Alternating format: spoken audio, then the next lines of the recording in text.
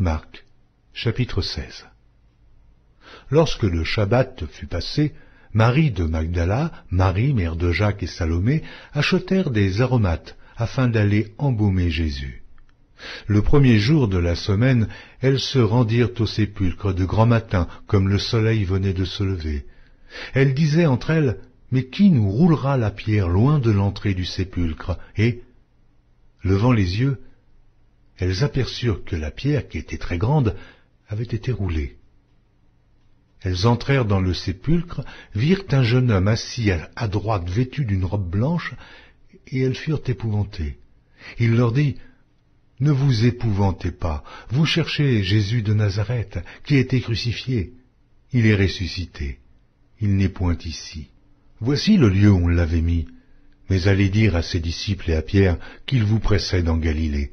C'est là que vous le verrez, comme il vous l'a dit. » Elles sortirent du sépulcre et s'enfuirent. La peur et le trouble les avaient saisies. Et elles ne dirent rien à personne à cause de leur effroi. Jésus, étant ressuscité le matin du premier jour de la semaine, apparut d'abord à Marie de Magdala, de laquelle il avait chassé 7 démons.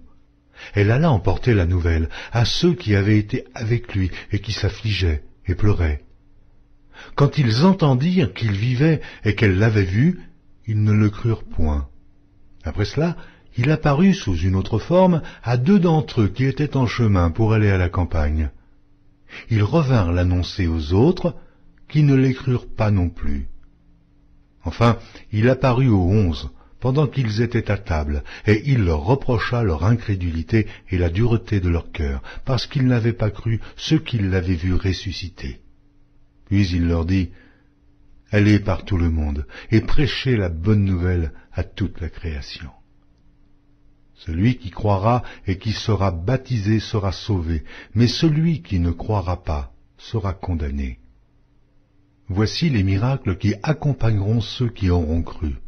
En mon nom, ils chasseront les démons. Ils parleront de nouvelles langues. Ils saisiront des serpents. S'ils boivent quelque breuvage mortel, ils ne leur feront point de mal. Ils imposeront les mains aux malades, et les malades seront guéris. » Le Seigneur, après leur avoir parlé, fut enlevé au ciel, et il s'assit à la droite de Dieu.